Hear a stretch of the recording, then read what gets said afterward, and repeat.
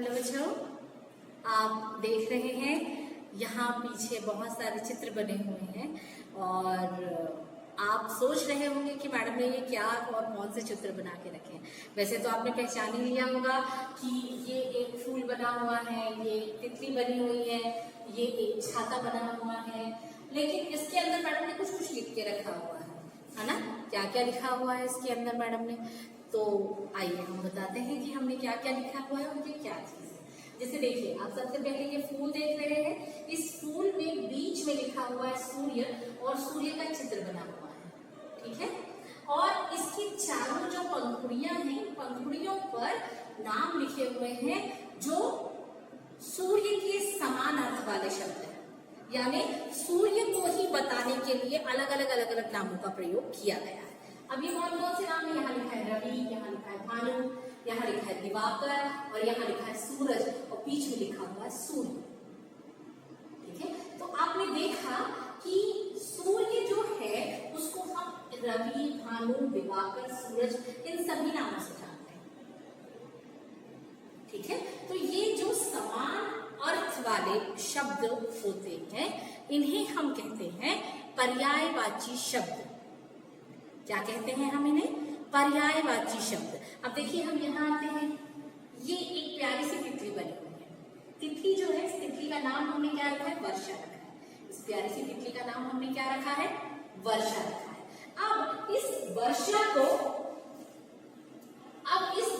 के इस जो पंख है, इस पंख में हमने क्या क्या बनाया हुआ है? इस वर्षा के पंख में हमने एक में लिखा हुआ है बारिश, दूसरे में लिखा है बरसात, तीसरे में लिखा है बरखा और चौथा हमने खाली छोड़ दिया है।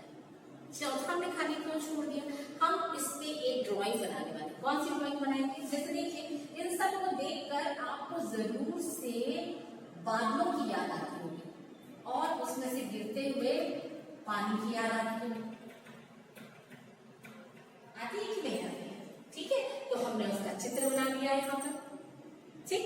तो अब हमने इसका चित्र बना लिया। इस खूबसूरत तितली को देखकर आप आराम से ये समझ सकते हैं कि ये जो तितली है ये आपको किसके बारे में बता रही है? वर्षा के अलग अलग समान अर्थ वाले नामों के बारे में बता रही है, ठीक है। समझ आया? तो वर्षा का क्या क्या पर्यायवाची हो सकता है? बरखा, बारिश और बरसात, ठीक। अब हम आते हैं अपने तीसरे पर। तीसरे में हमने देखा है कि ये छाता बना हुआ है। इसमें जो है ये जो शब्द लिखे हुए हैं वो थोड़े से स्पष्ट नहीं लिख रहे हैं, है ना। तो इनको हम नीचे यहाँ पर स्पष्टता से देखते हैं। जैसे सबसे पहले में लिखा हुआ है, यहाँ पर लिखा हुआ है भू, उसके बाद यहाँ पर लिखा है धरा,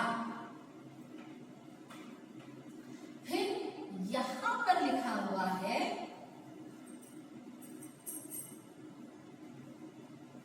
वसुधा,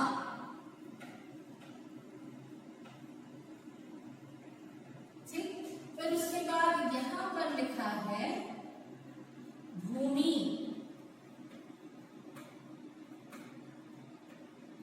ठीक है। फिर उसके बाद फिर लास्ट वाला जो लिखा है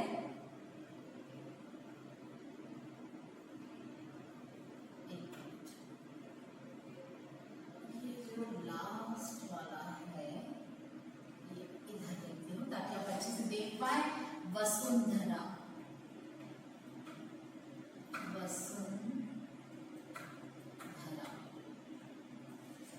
ठीक है। तो ये जो इतने सारे नाम हैं ये आपको किसके बारे में बताते हैं? जमीन, भूमि के बारे में बताते हैं। ये सारे नाम किसके हैं? भूमि के हैं। इन सभी नामों का एक ही अर्थ है, धरा, पृथ्वी। समझ में आ रहा है आपको इन सभी नामों का क्या अर्थ है? पृथ्वी, मतलब सोचिए पृथ्वी नाम भी हमने छोड़ दिया।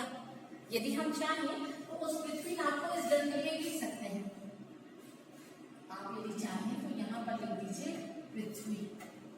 इन सभी शब्दों का एक ही अर्थ निकलता है।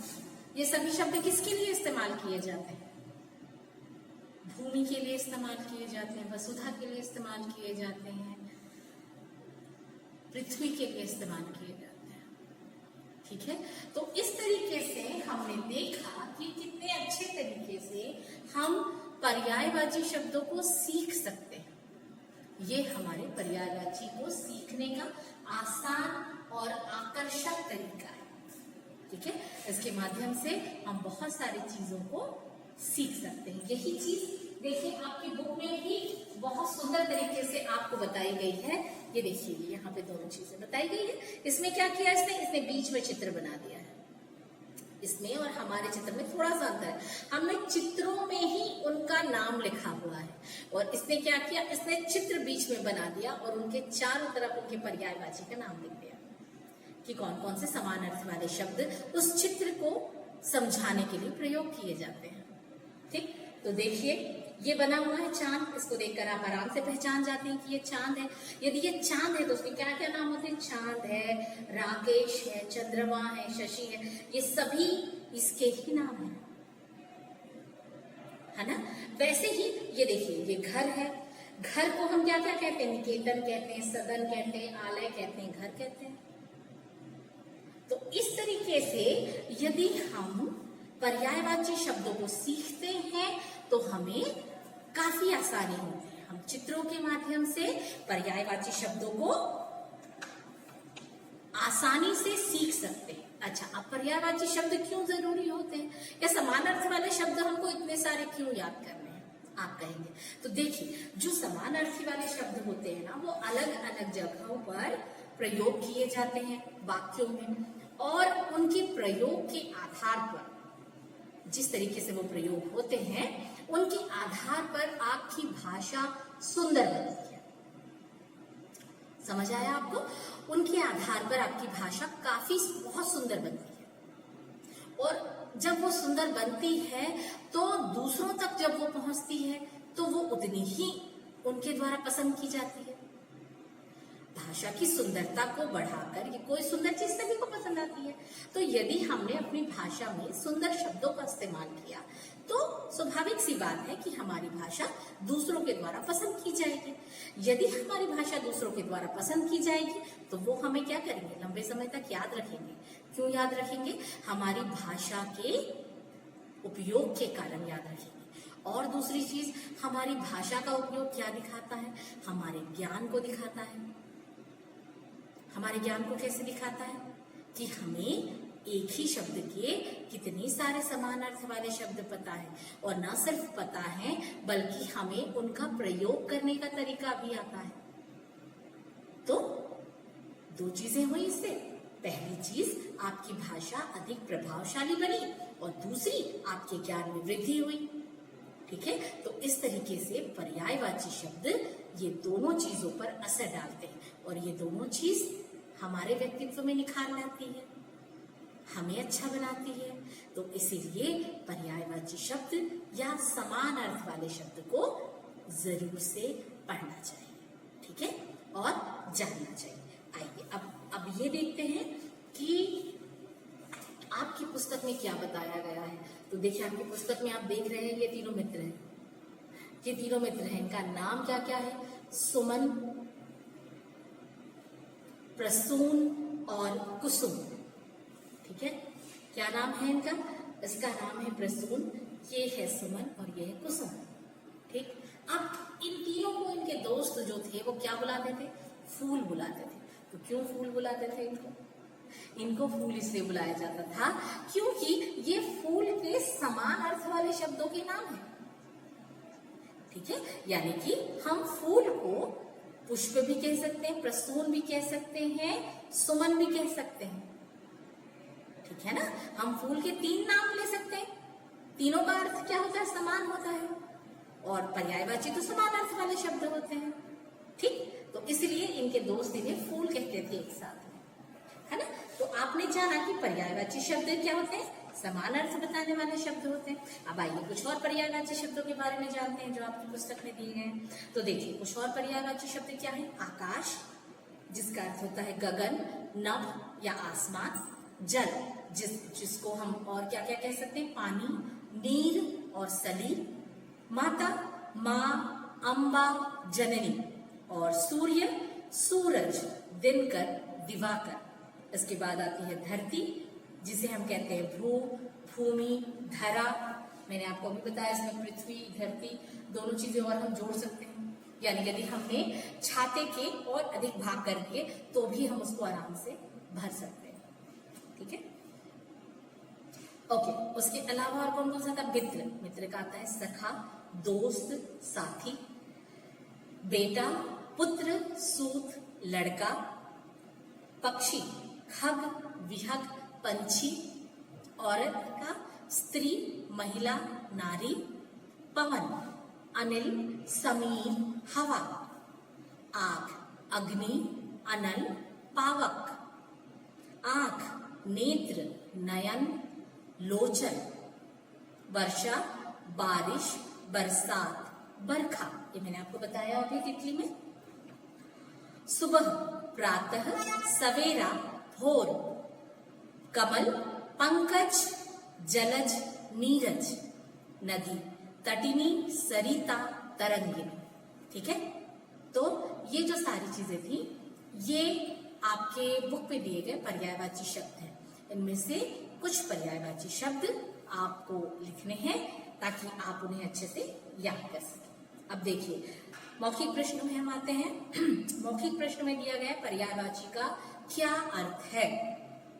तो जैसा कि मैंने आपको बताया कि पर्यायवाची का क्या अर्थ होता है, समान अर्थ वाले शब्द। तो पर्यायवाची का अर्थ समान अर्थ वाले शब्द होता है।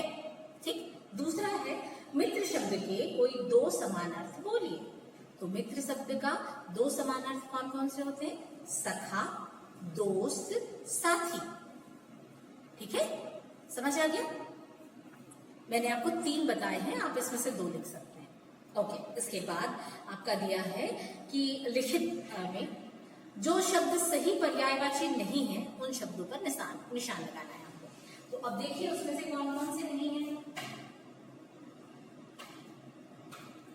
तो पहले में आपको दिया हुआ है कॉमन, जिसमें आग के ऊपर क्रॉस लगा हुआ है, यानी आग शब्द नहीं होता है। और उसका 2 बाकी जो होता है वो क्या है? हवा और समीर। इसका मतलब क्या होता है? पवन होता है। अब दूसरे में दिया है बेटा, जिसके विकल्प हैं लड़का, पुत्र, सुता।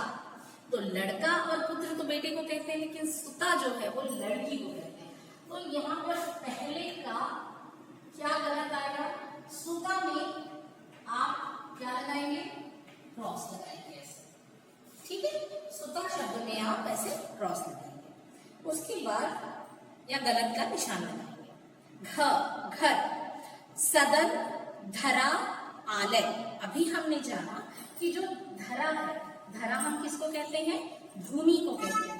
तो यहाँ पर क्या आ जाएगा?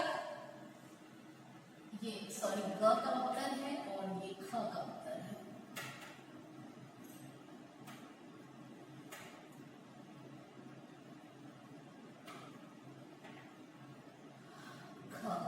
यहाँ पर क्या आ जाएगा? धरा। धरा में हम क्या करेंगे? ऐसे निशान लगा देंगे। ठीक, उसके बाद है आकाश।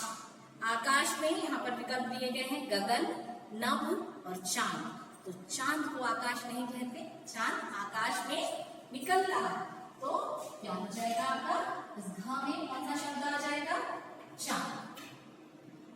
तो ये तीनों शब्द जो थे वो क्या है? पर्यायवाची शब्द नहीं। अब आप जब पेज पलटते हैं तब आप पर्यायवाची शब्दों से आपको मिलान करना है। तो पर्यायवाची शब्दों से हमको जो मिलान करना है उसमें क्या है? उसमें देखिए ये दिया हुआ है, ये देखिए मैंने मिलान किया हुआ है। मैं इसको आपको पीडीएफ में शेयर करूंगी। पक्षी का खग से मिलान करके रखा हुआ है उसने। दूसरा दिया है लड़की। लड़की का क्या होता है? सुता। मैंने अभी आपको बताया क्योंकि उसको लड़की का सुता होता है। उसके बाद है जल। जल का क्या होता है? पानी। तो जल को मैंने पानी से जोड़ दिया है। फिर है सूर्य। तो सूर्य को मैंने किससे जोड़ा है? सूरज से। फिर दिया हुआ है मित्र। मित्र को मैंने किससे जोड़ा है? सखा से। ठीक है, तो इस तरीके से ये मिलान मैंने कर दिया। उसके बाद आप देख रहे हैं यहाँ पर चित्र देखना है हमको, और चित्र देख करके दो दो पर्यायवाची आपको बताने हैं। मैंने यहाँ पर तीन तीन पर्यायवाची लिखे हुए हैं ताकि आपको याद करने में आसानी हो। आपको जो शब्द आसानी से याद होता हो आप वो शब्द ले सकते हैं, है ना। तो फूल, फूल का क्या मैंने लिखा है? फूल, पुष्प, सुमन। लड़की, सॉरी औरत, औरत का औरत, स्त्री, नारी या महिला भी आप लिख सकते हैं इसमें। फिर है यहाँ पे नयन या आंखें, तो नयन, आंख, चक्षु। इसका एक और होता है लोचन, ये भी आप लिख सकते हैं, कोई दिक्कत नहीं। यहाँ पर आप देख रहे हैं आग, आग का आग, अग्नि, अनल। इसका एक और होता है पावक, ये भी। इन सभी में से आप कुछ भी लिख सकते हैं। मैंने जो लिखा हुआ है वो भी यदि आप याद करेंगे तो बेहतर होगा। उसके बाद हम देख रहे हैं यहाँ पर फिर से दिया है, दो दो पर्यायवाची लिखने दिया है हमको। तो हमने लिखा कमल का, कमल का क्या क्या होता है? सरोज और पंकज, ठीक है। धरती, धरती का मैंने लिखा है धरा और वसुधा। मित्र, मित्र का क्या होता है? सखा, साथी। सूर्य, सूर्य का क्या है? रवि और भानु।